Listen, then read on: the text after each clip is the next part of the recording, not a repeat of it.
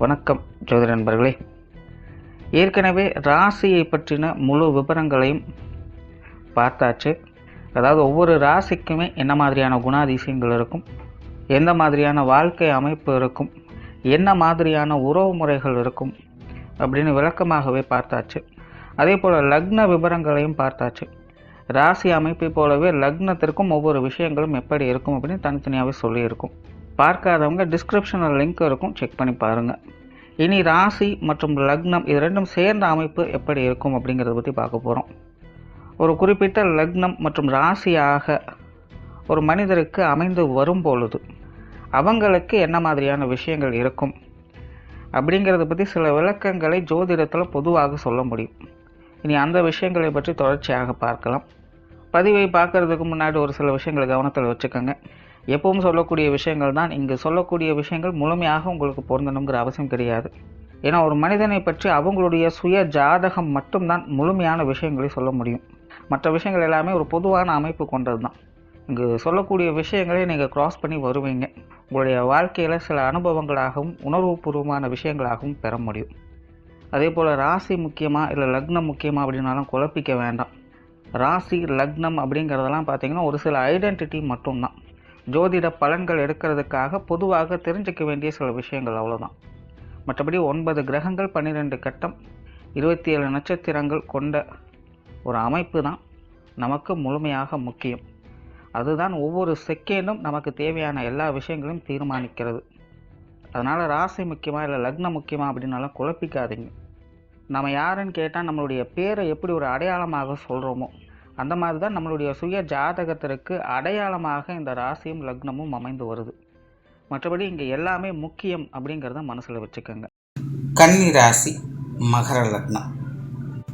திரைக்கடலோடியும் திரவியம் தேடு அப்படின்னு சொல்லுவாங்க. கிட்டத்தட்ட அந்த வார்த்தை இந்த கன்னி ராசி மகர லக்னத்தில் பிறக்கக்கூடியவங்களுக்கு பொருத்தமானவையாக இருக்கும். இயற்கையாகவே இவங்க சாதாரணமாக செய்யக்கூடிய காரியங்களில் கூட வியாபார நுணுக்கங்களோடு செயல்படக்கூடிய தன்மை பெற்றவங்களாக இருப்பாங்க. நல்ல காரியவாதியாக இருப்பாங்க. எப்போவுமே தன்னுடைய வேலை, தொழில், வருமானம், காசு குணம் சம்பந்தப்பட்ட விஷயங்கள் இந்த மாதிரியான சமாச்சாரங்களில் அதிக ஈடுபாடுகளை காட்டக்கூடியவங்களாக இருப்பாங்க. தவிர இயற்கையாகவே இவங்க சமயோகித புத்திசாலிகளாக இருப்பாங்க. இடம் பொருளுக்கு தகுந்த மாதிரி தன்னை தகவமைத்து கொண்டு மாற்றி செயல்படக்கூடிய அமைப்புகள் இவங்களுக்கு உண்டு. கொஞ்சம் ஃப்ளெக்சிபிளான நபர்கள் தான். பிடிவாத குணம் என்பது இருக்கும். பட் அதற்காக அதையே இறுக்கி பிடிச்சிட்டு இருக்கக்கூடியவங்க அல்ல. அதாவது கோபம் இருக்கிற இடத்துல குணம் இருக்கும் அப்படின்னு சொல்லுவாங்க. கிட்டத்தட்ட அந்த நிலையை இவங்ககிட்ட முழுமையாக பார்க்க முடியும். பொதுவாகவே இவங்க நட்பை அதிகம் விரும்பக்கூடியவங்களாக இருப்பாங்க. நிறைய சோஷியல் ஆக்டிவிட்டீஸில் ஈடுபடக்கூடியவங்களாக இருப்பாங்க. அதனாலேயே எல்லாருக்கிட்டையும் இயல்பாக பழகக்கூடிய குணம் என்பது இவங்களுக்கு உண்டு. பிரயாணம் சார்ந்த விஷயங்களில் ஆர்வமுடையவங்களாக இருப்பாங்க. பட் இவங்களை பொறுத்த வரைக்கும் ஆதாயம் இல்லாமல் எந்த ஒரு காரியத்திலும் இறங்க மாட்டாங்க.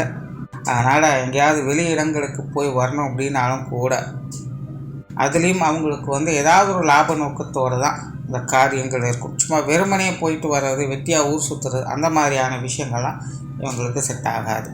ஜெனரலாகவே இவங்க காரியங்களோடு செயல்படக்கூடியவங்களாக இருப்பாங்க. பெரியோர்களை மதிக்கக்கூடிய குணம் இவங்ககிட்ட இருக்கும். மூத்தவர்கள் வழிகளை பின்பற்றக்கூடியவங்களாக இருப்பாங்க. ஆன்மீக வாழ்க்கையில் பிடித்தமுள்ளவர்களாக இருப்பாங்க. பெரும்பாலும் ஆன்மீக காரியங்களில் ஈடுபடக்கூடிய அமைப்புகள் இவங்களுக்கு உண்டு. நிறைய ஆலய வழிபாடுகள், தெய்வ வழிபாடுகள் போன்ற அமைப்புகளை மேற்கொண்டு வருவாங்க. கோயில் குளங்களுக்கு நிறைய போய் வரக்கூடிய அமைப்புகள் இருக்கும். சிலரெல்லாம் பார்த்தீங்கன்னா கொஞ்சம் டைம் கிடைச்சாலே போதும், ஏதாவது ஒரு கோயில்களுக்கு போயிட்டு வராங்க. அப்போ தான் அவங்க மைண்டு ஃப்ரெஷ்ஷாக இருக்கும். சும்மா வெறுமனே சடங்கு சாஸ்திரங்களுக்காக போகிறது இல்லாமல் தன்னுடைய திருப்திக்காக அடிக்கடி போய் வரக்கூடிய நிலைகள் நிறைய பேருக்கு உண்டு. அதே போல் நிறைய புண்ணிய காரியங்களில் ஈடுபடுவாங்க. தான தர்ம காரியங்களில் ஈடுபட்டு வருவாங்க. மற்றவங்களுக்கு உதவக்கூடிய குணம் என்பது இவங்களுக்கு இயற்கையாகவே உண்டு. பெரும்பாலும் இவங்க ஒரே இடத்துல ரொம்ப நேரம் இருக்க முடியாது. ஏதாவது ஒரு பக்கம் நகர்ந்து கொண்டே இருக்கணும். துருன்னு இருப்பாங்க அப்படின்னு சொல்லுவாங்க. உங்களுடைய கால் ரொம்ப நேரம் ஒரே இடத்துல தங்காது. வீட்டுக்குள்ளே இருந்தால் கூட சும்மா இங்கேயும் அங்கேயும் நகர்ந்து கொண்டே இருப்பாங்க. ஸோ அந்த மாதிரி இவங்களுக்கு ஒரே இடத்துல நிலையாக இருக்கிறது அப்படிங்கிறது கொஞ்சம் சிரமமான காரியமாக இருக்கும். ஏதாவது ஒரு வகையில் ஏதாவது ஒரு காரணங்களுக்காக வெளியிடங்களுக்கு போய் வருவதுமாக இருக்கிறது தான் இவங்களுக்கு சூட்டபிளாக இருக்கும். பேச்சுவார்த்தைகளில் வசீகர தன்மை பெற்றவங்களாக இருப்பாங்க. பட் இவங்க அதிகம் பேசக்கூடியவங்க அல்ல. அதே நேரம் ரொம்ப ஸ்ட்ரைட் ஃபார்வர்டாக பேசக்கூடியவங்களும் அல்ல. கொஞ்சம் ஃப்ளெக்சிபிலிட்டியாக இருக்கக்கூடியவங்க. இடத்துக்கு தகுந்த மாதிரியும் நபர்களுக்கு தகுந்த மாதிரியும் பேசக்கூடிய அமைப்புகள் இவங்களுக்கு உண்டு. மற்றவங்களை வசீகரிக்கக்கூடிய வகையில் பேச்சாற்றல் இருந்தாலும் கூட அதை பெருசாக எஸ்டாப்ளிஷ் பண்ண மாட்டாங்க. இவங்களை பொறுத்த வரைக்கும் சொல்லை காட்டும் செயலில் தான் விருப்பம் அதிகமாக இருக்கும். அதாவது 10 கேள்வி கேட்டால் 2 கேள்விக்கு தான் பதிலே வரும் அப்படிங்கிற மாதிரி தான் நிறைய பேர் இருப்பாங்க. அதே போல் இவங்களுடைய பேச்சுவார்த்தைகள் எப்போயுமே ஒரு சாஃப்ட் கார்னர் அப்படிங்கிறது இருக்கும். புதிய விஷயங்கள் காரியங்களில் ஈடுபாடுகள் அதிகம் காட்டக்கூடியவங்க தான். பெரும்பாலும் இவங்க ஏதாவது ஒரு தேடல்லையே இருக்கக்கூடியவங்க. ஏதாவது ஒரு விஷயங்கள் காரியங்களை பற்றி அதிகமாக அசை போட்டு கொண்டே இருப்பாங்க. அந்த மாதிரி புதிய விஷயங்கள் மற்றும் புதிய காரியங்களில் அதிக ஈடுபாடுகளை கொண்டவங்களாக இருப்பாங்க. விடாமுயற்சி என்பது இவங்களுக்கு உண்டு. அதே போல் மற்றவங்களுடைய காரியங்களில் தானாக முன் உதவி செய்யக்கூடிய மனப்பான்மை இவங்களுக்கு உண்டு. சொத்து சுகங்கள் மற்றும் வாகன ரீதியான விஷயங்கள் எல்லாம் அளவான ஈடுபாடுகள் இருக்கும். அதாவது நார்மலாக இவங்களுக்கு இந்த சொத்து சுகங்கள் வகையிலெல்லாம் பெருசாக அபிப்பிராயம் அப்படிங்கிறது இருக்காது. அதாவது இப்படி தான் இருக்கணும் இப்படி தான் இருக்கணும்னு எந்த ஒரு எக்ஸ்பெக்டேஷன் இவங்களுக்கெல்லாம் பெருசாக இருக்காது. எதுவாக இருந்தாலும் இந்த இடத்துக்கு தகுந்த மாதிரி அனுசரித்து போய்க்குவாங்க. அதனால் ஜென்ரலாகவே இந்த சொத்து சுகங்கள் வாகன விஷயங்களும் ஒரு அளவான அமைப்புகள் தான் இவங்கக்கிட்ட போகும். ஆனால் அது சம்மந்தப்பட்ட விஷயங்கள் இவங்கக்கிட்ட கிடைக்கிது அப்படிங்கிற பட்சத்தில் அதில் அதிகாரத்தை அதிகம் காட்டக்கூடியவங்களாக இருப்பாங்க. பெரும்பாலும் இவங்களுடைய கட்டுப்பாட்டில் தான் அது சம்மந்தப்பட்ட விஷயங்கள் அதிகமாக இருக்கும். இந்த பொருளாதாரம் சார்ந்த விஷயங்களில் ஈடுபாடுகளை அதிகம் காட்டக்கூடியவங்களாக இருப்பாங்க. முன்னாடியே சொன்னேன், இவங்களோட இயல்பே திரைக்கடலோடையும் திரவியம் தேடு அப்படிங்கிறதான். ஸோ நார்மலாகவே இந்த காசு பண சமாச்சாரங்களை பெருக்குவது அப்படிங்கிறது உங்களுக்கு ஒரு பிடித்த விஷயமாக இருக்கும். ஸோ நிறையா சம்பாதிக்கணும், நிறைய இடங்களுக்கு போகணும் வரணும் அப்படிங்கிற எதிர்பார்ப்புகள் உங்களுக்கு அதிகமாக இருக்கும். ஸோ ஆகையினால் இந்த பொருளாதார விஷயங்கள் கொடுக்கல் வாங்கல் விஷயங்கள்லாம் அதிக ஈடுபாடுகளை காட்டக்கூடியவங்களாக இருப்பாங்க. அது சார்ந்த விஷயங்களில் சில அனுகூல அமைப்புகளை பெறக்கூடியவங்களாகவும் இருப்பாங்க. அதாவது ஏதாவது ஒரு வகையில் பண வரவுகள் அப்படிங்கிறது இவங்களுக்கு கை கொடுத்துட்டு தான் இருக்கும். சுய ஜாதக அடிப்படையில் சுப கிரகங்களுடைய அனுகிரகம் இருந்தது அப்படின்னா உண்மையிலேயே இந்த பொருளாதார வாழ்க்கையில் ஒரு நல்ல வளர்ச்சி பெற்று பெரிய நிலையை அடையக்கூடிய அமைப்புகள் இருக்கும். நிறைய காசு பணங்களோடு சொத்து சுகங்களோடு ஒரு ஆடம்பரமான வாழ்க்கையை வாழக்கூடியவங்களாக இவங்க இருப்பாங்க. இதுவே சுய ஜாதகத்தில் அசுப கிரகங்களுடைய அனுகிரகம் இருந்தது அப்படின்னா இது சார்ந்த விஷயங்களில் உங்களுக்கு முயற்சிகள் இருக்கும். அதில் பெனிஃபிட்ஸ் அப்படிங்கிறதும் இருக்கும். ஆனால் வளர்ச்சியை கொடுக்காது. கஷ்டப்படுற நேரத்துலலாம் ஏதாவது ஒரு வகையில் கை கொடுத்து உதவி செஞ்சிடும்.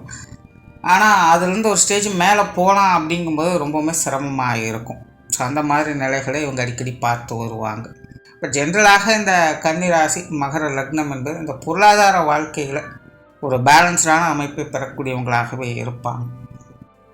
பொது விஷயங்கள் மற்றும் பொது காரியங்கள் சகாயங்களை பெறக்கூடியவங்களாக இருப்பாங்க. பொதுவாகவே இவங்களுக்கு மற்றவங்க வகையிலேருந்து உதவிகள் அப்படிங்கிறது கிடைக்கப்பெறும். மற்றவங்க வகையில் எதிர்பார்ப்புகள் அப்படிங்கிறது பூர்த்தியாகும். மற்றவங்க வகையிலேருந்து சுக சந்தோஷங்களையும் கழிப்புகளையும் பெறக்கூடியவங்களாக இருப்பாங்க. எப்போவுமே ஒரு என்டர்டெயின்மெண்ட்டோட மற்றவங்களோட கொஞ்சம் ஜாலியாக வெளியிடங்களுக்கு போகிறது வர இந்த மாதிரியான சமாச்சாரங்கள்லாம் அதிகமாக இருக்கும். பட் அதே நேரம் மற்றவங்க வகையில் கொஞ்சம் தேவையில்லாத விரயங்கள் செலவுகள் அப்படிங்கிறதும் இவங்களுக்கு அதிகமாக இருக்கும். இந்த பரஸ்பர உணர்வு அப்படின்னு சொல்லுவோம். அதாவது ஒருத்தருக்கு ஒருத்தர் அனுசரித்து போய்க்கிறது. அந்த மாதிரி இவங்களுக்கு இந்த வெளியாட்கள் வகையில் எப்படி பேலன்ஸ் பண்ணி போய்க்கணும் அப்படிங்கிறது நல்லாவே தெரியும். அதனால் இந்த வெளி விஷயங்கள் காரியங்கள் பொது வாழ்க்கை சார்ந்த விஷயங்கள் எல்லாமே இவங்களுக்கு ஒரு சாதகமான அமைப்புகளில் தான் செயல்பட்டுக்கிட்டு இருக்கும். யாருக்கிட்ட எப்போ எப்படி பேசணும், எப்படி வேலை வாங்கணும் அப்படிங்கிறது எல்லாமே தெரிந்து வைத்திருக்கக்கூடியவங்க தான். ஆன்மீக ரீதியான விஷயங்களில் ஈடுபாடுகள் அதிகம் காட்டக்கூடியவங்க. ஆரம்பத்தில் சொன்ன மாதிரி உங்களுக்கு ஆன்மீக வாழ்க்கையில் பற்றுதல் அதிகம்.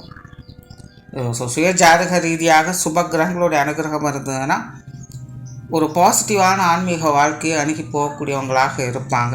பட் அதுவே அசுப கிரகங்களோட தொடர்புகள் இருந்துச்சு அப்படின்னா நொந்து கொண்டாவது கடவுள் சைடில் போகக்கூடியவங்களாக இருப்பாங்க. மெயினாக இந்த துறவரம் போன்ற வாழ்க்கையை பெறக்கூடியவங்களாக இருப்பாங்க. பட் எது எப்படியோ உங்களுடைய கடைசி காலகட்டங்களில் ஆன்மீக வாழ்க்கையில் அதிக ஈடுபாடுகளை காட்டக்கூடிய அமைப்புகள் இவங்களுக்கு உண்டு. 50-60 வயசுக்கு மேலாம் பார்த்தீங்கன்னா இந்த விஷயங்களை ரொம்பவுமே அட்டாச்மெண்ட்டோடு இவங்க இருப்பாங்க. காரியங்கள் மற்றும் செயல்பாடுகள் வகையில் இவங்க வேகத்தையும் காட்டக்கூடியவங்க, நிதானத்தையும் காட்டக்கூடியவங்களாக இருப்பாங்க. ஆனால் அதே போல் இவங்களை பொறுத்த வரைக்கும் எந்த ஒரு பெனிஃபிட்டையும் எதிர்பார்க்காமல் காரியம் செய்து வர்றது இவங்களுக்கு நல்லது. காரணம் என்னென்னா, இவங்களுக்கு பெரும்பாலும் எல்லா விஷயங்களுமே கொஞ்சம் ஸ்லோ ப்ராசஸாக தான் இருக்கும். என்னதான் இவங்களுடைய காரியங்களில் வேகமான செயல்பாடுகள் இருந்தாலும் கூட அதனோட ரிசல்ட் அப்படிங்கிறது ரொம்பவுமே கம்மி தான். ஸோ கடமையை செய் பலனை எதிர்பாராதே அப்படிங்கிற மாதிரி தான் பெரும்பாலும் இவங்களுடைய காரியங்கள் இருக்கணும். பட் அதே நேரம் இவங்க காரியத்தில் விடாப்பிடியான நபர்கள், சிரமம் பார்க்காம செயல்படக்கூடியவங்க. ஸோ காரியங்களில் எவ்வளோ ரிஸ்க் இருந்தாலும் அதையெல்லாம் மேற்கொண்டு செயல்படுத்தக்கூடிய திறன் என்பது இவங்களுக்கு உண்டு. குடும்ப விஷயங்கள், காரியங்கள் பெரும்பாலும் இவங்களுக்கு சாதகமாக தான் இருக்கும். நார்மலாகவே இவங்க குடும்ப பற்று அதிகம் இருக்கக்கூடியவங்க, குடும்ப காரியங்களையும் அதிக ஈடுபாடுகளை காட்டக்கூடியவங்களாக இருப்பாங்க. பட் மன ரீதியாக பார்க்கும்பொழுது இவங்களுக்கு குடும்ப வாழ்க்கையில் பெருசாக இன்ட்ரெஸ்ட் அப்படிங்கிறது இருக்காது. அதாவது வெறுமனே எல்லாமே கடமைக்காக செய்கிறோம் அப்படிங்கிற மாதிரி தான் பெரும்பாலான விஷயங்கள் போகும். ஸோ குடும்ப வாழ்க்கை அப்படின்னு வரும்பொழுது காரியங்கள் வகையில் நன்மைகளை பார்க்கக்கூடிய அளவுக்கு மன ரீதியான திருப்திகரமான வாழ்க்கையை பார்க்குறது அப்படிங்கிறது உங்களுக்கு கொஞ்சம் சிரமம். குடும்பத்துக்குள்ளே எப்போவுமே ஏதாவது ஒரு சின்ன சின்ன சங்கடங்கள், ஏமாற்றங்கள் அப்படிங்கிறது வந்து கொண்டே தான் இருக்கும். ஒருத்தர் மாற்றி ஒருத்தர் ஏதோ ஒரு வகையில் சலனத்தன்மையை கொடுத்துக்கிட்டே இருப்பாங்க. இதனால் குடும்ப வாழ்க்கையில் மன சஞ்சலங்கள் அப்படிங்கிறது தவிர்க்க முடியாததாக இவங்களுக்கு அமையும். இதனாலேயே பார்த்திங்கன்னா நிறைய பேருக்கு லைஃப்பில் ஒரு கட்டத்துக்கு மேலே சாமியாராக போயிடலாம் அப்படிங்கிற மாதிரிலாம் எண்ணங்கள் தோணும். பட் இவங்க அந்த நிலைகளுக்கு போகிறாங்களோ இல்லையோ, பட் அந்த மாதிரியான எண்ணங்களுக்கு இவங்க தள்ளப்படக்கூடியவங்க. பெற்றோர்கள் சம்மந்தப்பட்ட விஷயங்கள் இவங்களுக்கு இது ஒரு கான்ட்ரவர்சியான நிலைகளில் செயல்படும். அதாவது ஒரு பக்கம் சாதகமான அமைப்புகள் இருக்குது, பட் இன்னொரு பக்கம் அதுக்கேற்ற அளவுக்கு கொஞ்சம் சங்கடமான தன்மைகள் அப்படிங்கிறதும் இருக்கும். பெரும்பாலும் இந்த கன்னிராசி, மகர லக்னக்காரங்க பெற்றோர்கள் மேலே பிரியம் அதிகம் இருக்கக்கூடிய நபர்களாக தான் இருப்பாங்க.